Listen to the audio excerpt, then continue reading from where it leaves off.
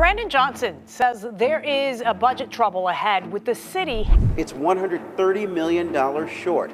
The mayor pins the underperformance on revenue passed by his city council opponents. The mayor's mid-year budget report shows the city is $32 million under budget on revenues through the first half of the year. You'll recall city council passed the 2026 budget over Mayor Johnson's objections.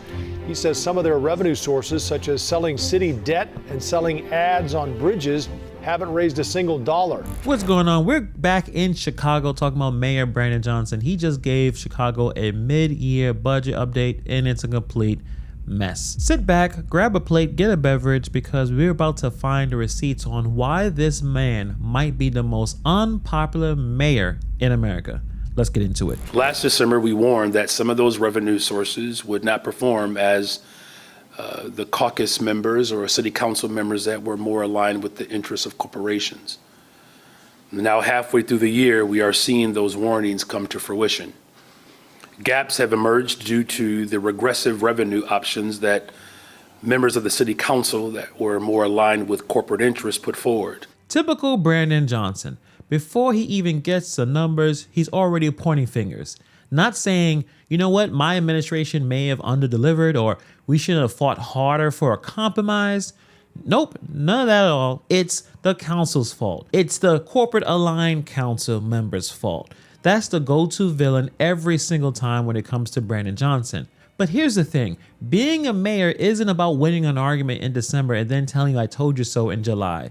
Your job is to bring people together and actually govern with the council you have, not the council you wish you had. He had leverage. He had the bully pulpit. And instead of building a consensus on a workable plan, bringing some true compromise, he let the budget pass without his signature and just, waited to be right. That's not leadership. That is political theater. And now, 6 months later, everyday Chicagoans are the ones dealing with the fallout. Potential cuts, potential tax hikes, uncertainty, while he gets to do a quote-unquote victory lap of blame. This is exactly why so many people are lining up to run against him in 2027. They smell blood in the water, and honestly, they're not wrong to. But real quick, if you like this type of content, hit the subscribe button as we get to 200,000 subscribers. Appreciate all your support. Now let's get back into it. The interests of corporations projected that seeking debt collection on working Chicagoans would generate roughly $90 million in revenue. It has generated zero. Their proposal to raise revenue through augmented reality and advertising on bridges and light poles have yet to raise a single dollar. None. That word is doing a lot of work for him. He wants you to hear zero and think, see, I told you this would fail.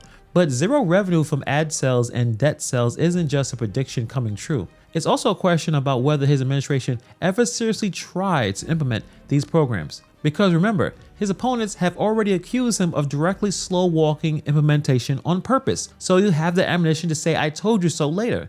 If that's true, that's not incompetence by council, but that's manufactured failure by the mayor's office to win a political argument. And even if it's not intentional, none after a year is still an indictment of his team's execution. You don't get to propose you're the guy that could bring people together, then sit back and watch a plan fail without lifting a finger, and then blame everyone else for the zero. Pick one. Either you're actively running the city and these programs fail despite real effort, or you let them fail so you have someone else to point at.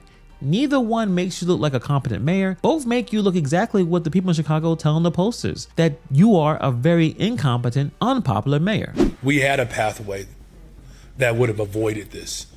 Had city council accepted the $100 million from the top corporate earners in terms of corporations in the city, we wouldn't be in this predicament right now. So hopefully it's a lesson learned by certain members of city council, because these challenges won't disappear in one budget. When we think about the long-term sustainability of our economy, what I've put forward has produced the type of dividends that I anticipated. What they have put forward has literally produced the type of shortfall that we're experiencing today. Gaps have emerged due to the regressive revenue options that members of the city council that were more aligned with corporate interests put forward. Mayor Johnson's opponents accuse him of not aggressively implementing the budget. Regressive. That's a loaded word. and he's using it on purpose. He wants to sound like the council chose to hurt working people. But let's be real about what actually happened. The council rejected his head tax, a tax that plenty of economists in the area said that would punish and push businesses out of Chicago. And remember, jobs as well, at a time where people are already leaving because the city has become too expensive. So which is it? Is the problem the council planned was regressive, or the real problem that Johnson's own signature policy, the one he kept pushing over and over again, was risky enough for the majority of the council from his own party to say no? You can't lose an argument on merits and then turn around and act like the winning side is morally bankrupt for winning. That's not bringing people together. That's sore loser politics from a guy who's supposed to be running the entire city. And meanwhile, property taxes are up, crime is still a concern with the people who live there, and the budget now itself is shaky. At some point, quote unquote, everyone else is regressive, stops being an explanation and becomes being a pattern of incompetence. I know you talked about this at the time, but do you still feel it was a smart move not to veto this budget, knowing that the budget office at the time saw this type of shortfall potentially happening? The smart move was to actually put forth a budget that would put us in a long-term sustainable future. That's the smart move. That's what I did. What was not smart was to have these speculatives and projections on revenue sources that have proven to be ineffective. Petition signatures can begin to circulate, and more people are lining up to take a crack at trying to win Mayor Johnson's job. The mayor continues to dance around questions about whether or not he'll seek re-election. Here's the latest on what he had to say today. I believe at some point, I'll get a chance to have a deeper conversation with my wife and those who are closest to me. But in the meantime, what matters most in this moment is ensuring that every single young person gets an opportunity to work this summer. This is a part that tells you everything. A reporter asks a very direct question about re-election, and Johnson can't even get a straight answer about his own future, while he's fully willing to give straight, confident, finger-pointing answers about everyone else's failures. That contrast says a lot. You know what he's not dancing around? Blaming council. You know what he's actually dancing around? Whether he believes in his own chances to keep his job. And honestly, can you blame him? We're talking about a mayor trending towards the Chicago Bears leaving. Property taxes are climbing. Crime is still a concern for the people who live there, and now a budget hole that he can't explain how he's going to close it. If a person that unpopular and that evasive about his own future is confident pointing fingers at everyone else, that's not humility, that's avoidance. A mayor who actually is taking responsibility would be talking about what his job is going to fix, not deflecting to his marriage when he's asked about a job.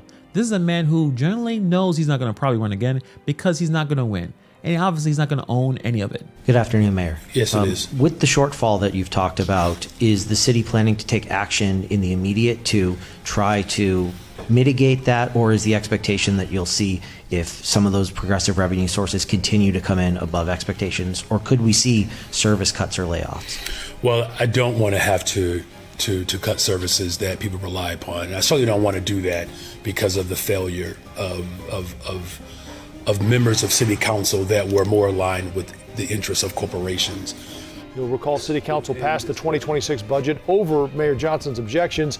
He says some of their revenue sources, such as selling city debt and selling ads on bridges, haven't raised a single dollar. Johnson didn't say how he would close the gap, only that he wants to avoid layoffs or service cuts. And there it is, the tell. No plans, no details, just vibes and the promise that nothing bad will happen. Somehow, some way, just trust the guy. This is a guy whose entire brand has been tax the rich, tax corporations, tax and tax and tax, while ignoring the people and the businesses that are already leaving Chicago because it's too expensive to stay. He still hasn't connected these dots. He seems to be the last person in the city to realize you can't keep pulling the same lever and expecting a different result.